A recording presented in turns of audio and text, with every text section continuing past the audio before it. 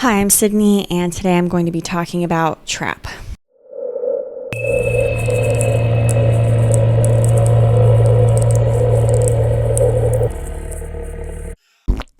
This was a film I was very excited to see. I had seen Maxine and Longlegs and Kinds of Kindness, and this trailer kept popping up in theaters or like online, and I was in. I was like, I gotta see this. This review is going to have spoilers and spoken with the intention that you've seen the film, so I'm not recapping something that you just saw. I think we can pretty much all agree that Lady Raven was shown way too much in this film, and we all know why. Because of M. Night Shyamalan's Lady Raven is his daughter. So unfortunately, this film kind of screams nepotism. If she had been cast in that role and the character was shown far less, particularly in the concert scene, I would have given it a little bit more of a pass, but it is just so indulgent with showing her performing that does not feel relevant to the film. I'm just going to get that out of the way and say that because we're all thinking it. A lot of people are thinking it. But in the beginning of the film, I actually loved the pacing at first. Bear with me. As far as there were slow moments where, what's his name? Is it Cooper?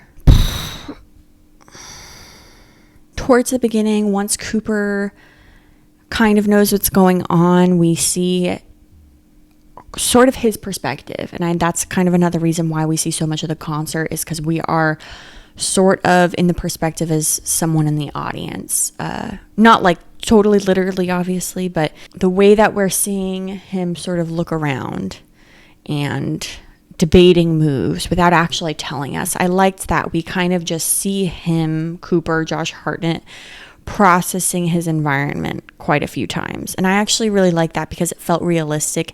In a situation like this, there wouldn't be something happening all the time. He's trying to navigate the fact that he's with his daughter and he can't just bail. There were certain nuances of that I actually really liked. For example, when the floor opened up and the guest artist came out and then like right by them, the floor was just open and he was like, to his daughter, it was so ridiculous. Wonder what's down there. Maybe we should go down there. And I like that she calls him out and she was like, Dad, no. And the fact that he does not go down there and it just closes. Great. That felt real. I like that when he got the t-shirt guy's security entry employee card, I like that he used it on a door and it didn't work at first. That felt real. Like, what, you have one employee's card, so you're gonna have access to every single part of the whole building now? No. So there were little things where I was like, okay, I like that. I didn't mind M. Night Shyamalan's cameo in this. He, as we all know by this point, he always makes a cameo. This cameo felt appropriate, and it was a little bit of a funny, like, wink, wink, nod, nod, because his daughter in real life is playing Lady Raven, and then his character in the film is Lady Raven's uncle. So it kind of felt, it wasn't too much. It wasn't M. Night giving us the whole summary of the plot, like at the end of Old. I've seen that I'm so sorry, I don't know how to say her name, Seleka, M. Night's daughter, that she has been getting a lot of criticism for being a horrible actress. Definitely wasn't great. But I will say in this movie, I did have the most tension I felt throughout the movie was the scene of her in the bathroom when after she live streams and then like he's banging on the door and she's kind of just waiting to see what'll happen. That moment I was like, what the freak is going to happen right now? I really was unsure. So that was fun. And I'll give it to her. Like, she's a big part of why I liked that moment, the way she was responding and reacting to that. Even though her dialogue delivery was pretty consistently, like, not awesome. I think the addition of the hallucinations of Cooper's mom and then was kind of unnecessary. It felt just like a serial killer trope about, there's so many different killers who have bad relationships with their moms. Like, I think there's like Ed Gein, Edmund Kemper, there's a lot. That's like a thing. Didn't know that it was necessary to add because it wasn't a really developed idea. And then the addition of the expert profiler was very Halloween, as many people are saying. It was very Sam Loomis, but also a very underdeveloped concept because we were following Cooper the whole time. At the end of the movie, when he was kind of hallucinating his mom, it was very obvious. I was like, okay, that's the detective. Just kind of, there were some ideas in there that like maybe had room for growth that nothing really happened. One thing that was unfortunate is that I felt like all of the heightened things that happened inside of the concert arena were highlighted in the trailer. And that goes for him pushing the woman down the stairs, the oil exploding. Like, those were like the big, like, violent sort of things that happened in the arena. Other than that, it was like, let me see if I can go on the roof. Oh, that didn't work. Let me see if I can go here. Oh, that's not going to work. I don't know. It's kind of boring. When things finally felt like they were starting to happen, it was once they left the venue with Lady Raven, which so many things just felt unrealistic. They're literally hunting for a serial killer, and they just let her leave with this guy without checking his ID or anything. I don't know. Don't even get me started. But I was surprised. I really thought the whole movie was going to take place inside of the concert venue, which I kind of wish it would have. Them going to his house is kind of preposterous within this universe that she would do that. And I saw this movie with my husband, and after his initial escape, or not initial, after he escapes from the home, and in the car, he takes Lady Raven, which we all knew, like, the FBI shows up, and then she gets in the car, and then we see someone get into the driver's seat. We're like, we all know that's Cooper. Anyways, later when he comes back to his house and the wife is there with the pie, my husband leans over and he's like, I got it. I know what's going on. She's the killer. And I was like, oh, okay. And then that didn't turn out to be the case. It's always hard with an M. Night movie. You kind of like want to keep an eye out if there might be a twist or something. Not that there needs to be. I don't think that there needs to be. But honestly, I think this movie was just lacking something. So it would have been more layered and dynamic if that did turn out to be the case. Like, how interesting would that have been if it was like, oh, she's actually the killer and he's a firefighter and he's just committed to protecting her or something. I don't know. Like, he's the Howard to her Pearl. The extreme example, but you know what I mean.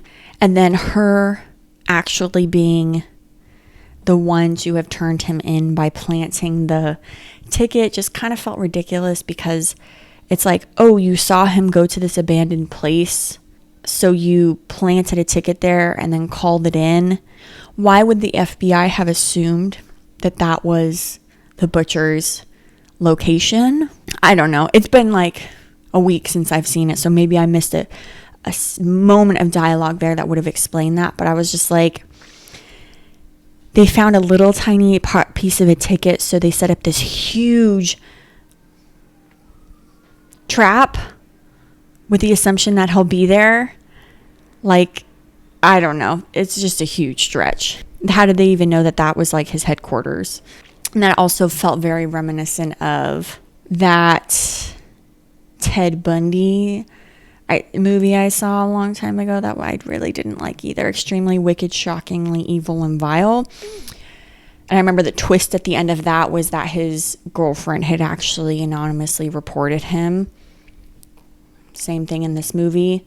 I don't know if that's what happened in real life particularly, but for this film they were clearly kind of pulling from other killer concepts and references to assemble this Cooper character, and that's kind of just all he feels like. He feels like a pretty shallow, like, generalization of what a serial killer might be. So unfortunately this movie fell flat for me, but I think overall in the watching experience, it was a fun popcorn movie. I was entertained pretty consistently. I was a little annoyed a few times. I was like, okay, Lady Raven, we get it. But in the concert scenes, but overall, I was intrigued. I was like, okay, what's going to happen next? The ending, oh my gosh. Okay, I will say the things that annoyed me the most were once the cops finally get him after tasing him about 1,000 times, and then they're taking him away, and he stops to fix the bicycle. They would never let him do that, ever. It's like, you just had to take this. It took you so hard. It was so hard to take this guy down. And now you're just letting him, like, do and touch things. How do you know? I don't know. It's just crazy. It's so unrealistic. And then the fact that they just let his daughter run up to him and embrace and hug him. No way. That would never happen. No way. And then the ending was something to be